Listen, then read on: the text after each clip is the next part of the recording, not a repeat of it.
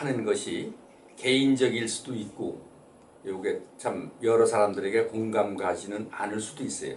그러나 내가 생각한 바로는 옛날 세대, 우리 세대 때는 따뜻했다고 할까? 정이 많았어요. 그런데 지금은 너무 차가워.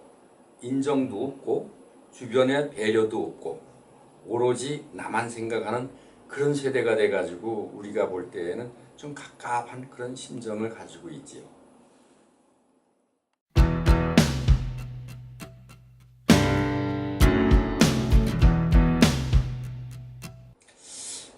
한 40년 전쯤 돼요. 그때에 고등학생 정도에 되는 사람들이 두 사람이 가면서 좀 험한 말을 하길래 불러 세워가지고 학생들이 그런 말을 쓰면 되나 하는 그런 얘기를 했습니다.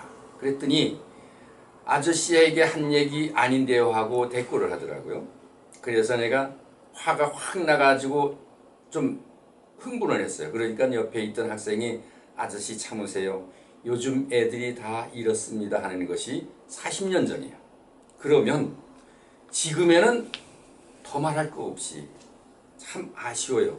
이 의범절이 없고 또 나이 많은 사람들을 존경할 줄 모르는 이런 것이 문화라고 할 수가 있는데 이게 없어져서 그냥 어린 사람에게도 뭐라고 얘기를 함부로 할 수 없는 그런 세대가 돼가고 있네요.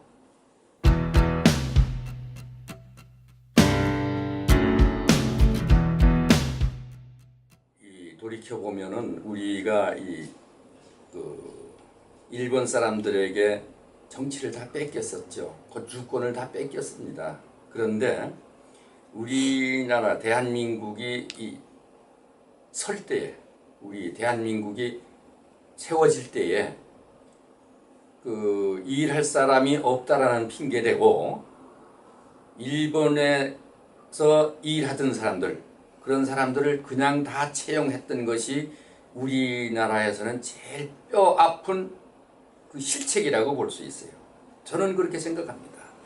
일할 수 없는 일을 못하면 배워가지고서라도 착실한 사람, 애국자들이 일을 했어야 되는데 사실상 일본 사람들 앞에서 일을 했던 사람들은 나라를 팔아먹고 국민을 괴롭혔던 사람들인데 그 사람들이 모든 정치, 행정 이런 걸 전부 치안까지 국방까지도 그 사람들이 맡아왔기 때문에 우리나라가 상당히 어려움을 당했던 것 그리고 지금도 그 잔재들이 있기 때문에 이 인권이 무시당할 때도 있고 권위주의자가 판을 치고 돈 많은 사람들이 큰소리치고 돈 앞에는 법이 힘을 못 쓰는 이 시대가 됐기 때문에 나는 그것을 제일 뼈아프게 생각합니다.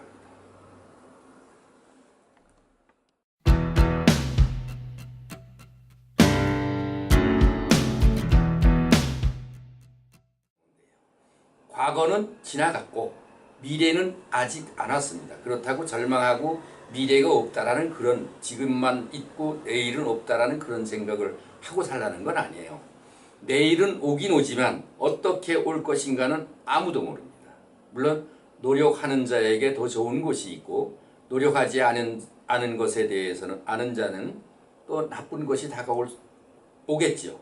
그러니 최선을 이 주어진 여건에서 최선을 다하고 주어진 여건에서 최고인 줄 알고 사는 사람이 나는 제일 행복한 사람이기에 지금 현재 학생 같은 이런 사람들에게는 늘 행복한 삶을 살기를 바랄 뿐입니다.